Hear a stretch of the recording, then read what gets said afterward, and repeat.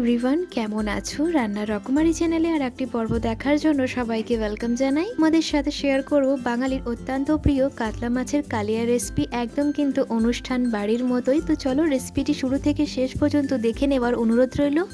এখানে 4 পিস কাতলা মাছ নিয়েছি, 2টো পেটির মাছ নিয়েছি, আর একটা গাদা আছে আর একটা হাড়ের পোর্শনটা আছে। এখানে আমি কিন্তু নুন হলুদ কাতলা মাছে মাখিয়ে এবার এটাকে আমি সর্ষের তেল বা সাদা তেলে ভেজে নেব।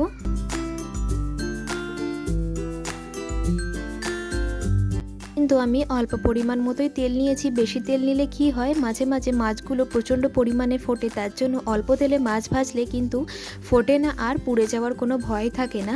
আমি এখানে অল্প তেলেই সবসময় মাছ ভাজি। এইদিকে আমি মাছগুলোকে কিন্তু গরম তেলের মধ্যে ছেড়ে দিয়েছি। এক পিঠ ভাজা হয়ে গেলে আমি আর এক পিঠও কিন্তু উল্টে পাল্টে ভেজে নেব। বেশি কিন্তু লাল লাল করব না, হালকা হালকা লাল লালই ভাজবো। কিন্তু আমার সমস্ত মাছ ভাজা হয়ে গেছে। এবার আমি এক এক করে মাছগুলোকে নামিয়ে নেব।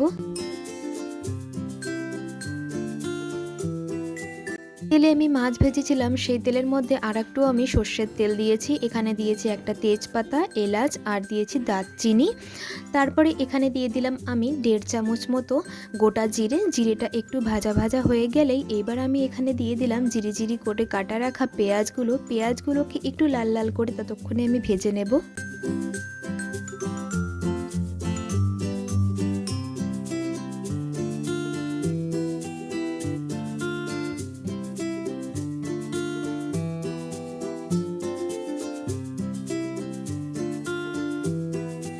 ভেবেছিলাম পেঁয়াজটা আমি বেশি ভাজবো না, হালকা হালকা সামান্য ভাজবো। তারপরে আমি এখানে দিয়ে দিলাম একটা পেঁয়াজকে পেস্ট করে রেখেছিলাম। এখানে দিয়ে দিলাম প্রথমে আমি পেঁয়াজ বাটা দেওয়ার পরে আর একটুখানি মশলাটাকে ভালো করে কিন্তু কষিয়ে নেব বা ভেজে নেব।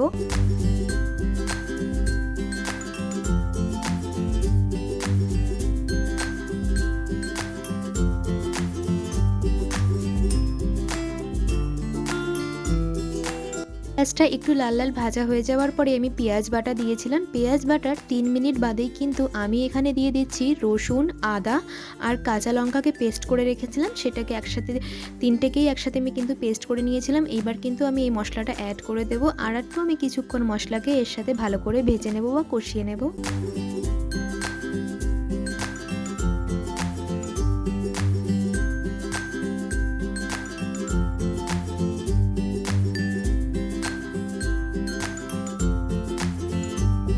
কিছুক্ষণ কষিয়ে নেওয়ার পরে আবারও আমি 3 মিনিট বাদে কিন্তু এতে অ্যাড করে দিলাম টমেটো বাটা।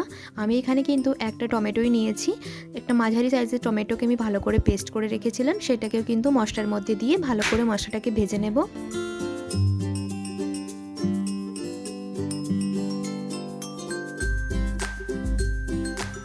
ভেজে নেওয়ার পরেই আমি এখানে দিয়ে দিলাম পরিমাণ মতো নুন, আর এখানে দিয়েছি red chilli powder just colour আনার জন্য। এবার রেড চিলি পাউডার আর নুনটাকে দিয়ে আর একটুখানি মশলাটাকে ভালো করে ভেজে নিতে হবে।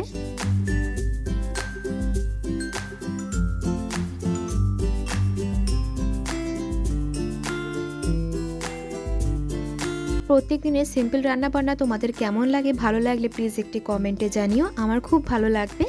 এখানে আমি দিয়ে দিলাম কাজু বাটা। এখানে আমি 7 থেকে 8টা মতো কাজু নিয়েছিলাম, কাজুটাকে পেস্ট করে এবার আমি এখানে দিয়ে দিলাম মশলার মধ্যে কাজু বাটা দেওয়ার পরে আরও আমি মিনিমাম 4 মিনিট মতো মশলাটাকে ভালো করে কষিয়ে নেব, যাতে কাজুর কাঁচা গন্ধটা না যেন থাকে। দেওয়ার পরে দেখো মশলার কালারটা কতটা চেঞ্জ হয়ে গেছে আর কতটা সুন্দর লাগছে। এবার আমি এখানে দিয়ে দেব 1/2 চামচ মতো জিরের গুঁড়ো, মানে কাঁচা জিরের গুঁড়ো দেওয়ার পরে আমি মশলাটাকে আরও আমি কিছুক্ষণ মতো ভালো করে কিন্তু কষিয়ে নেব।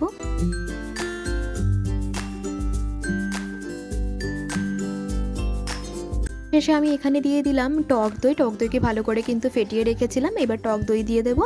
টক দই দেওয়ার পরে মিনিমাম আমি 5 মিনিট মতো আর একটু মশলাটাকে গ্যাসের ফ্লেমটা একদম স্লো করে কিন্তু ভালো করে কষিয়ে নিতে হবে। না হয় অনেক সময় কি হয়, টক দই দেওয়ার পরেই মশলাটা একটু অনেকটা ঝোলে কিন্তু টক লাগে, তার জন্য টক দই দেওয়ার পরে মিনিমাম 5 মিনিট মতো কিন্তু ভালো করে মশলাকে কষিয়ে নিতে হবে।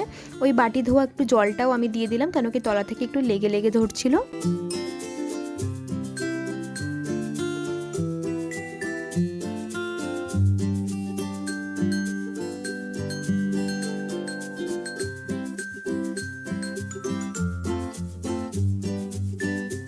মিনিট মতো হয়ে গেছে। মশলাটা খুব ভালোভাবে কিন্তু কষানো হয়ে গেছে। এটা একদম পরিমাণ মতো জল অ্যাড করে দেব।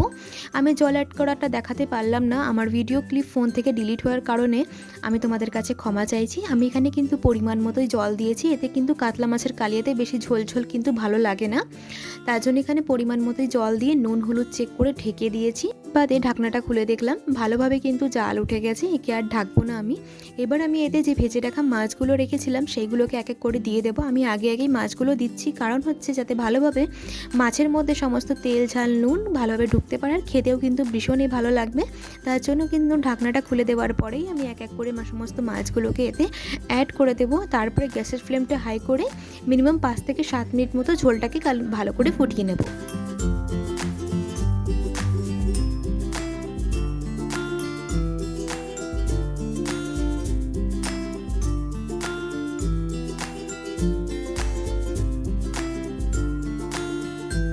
দেওয়ার 3 থেকে 4 মিনিট মতো ঝোলটাকে ভালো করে কিন্তু ফুটিয়ে নিয়েছি। আর দেখো অনেকটাই ঝোল টেনে নিয়েছে, আর একটু ঝোল রাখবো, কেন কি এটা তো ভাত দিয়ে খেতে হবে, একটু ঝোল না হলে ভালোও লাগবে না। এবার সবার শেষে আমি কিন্তু এখানে গরম মশলা দিচ্ছি। আমি এখানে কিন্তু শিলনোড়াতে পিষে নিয়েছিলাম গরম মশলা, তার জন্য এখানে একদম জল জল গরম মশলাটা দেখতে লাগছে। বাটিতে একটু গরম মশলা ছিল, আমি একটু এর মধ্যে ঝোলটা নিয়ে ভালো করে ঘুরিয়ে আর 2 মিনিট মতো ঝোলটাকে ফুটিয়ে নিয়ে গরম গরম কিন্তু পরিবেশন করে নেব।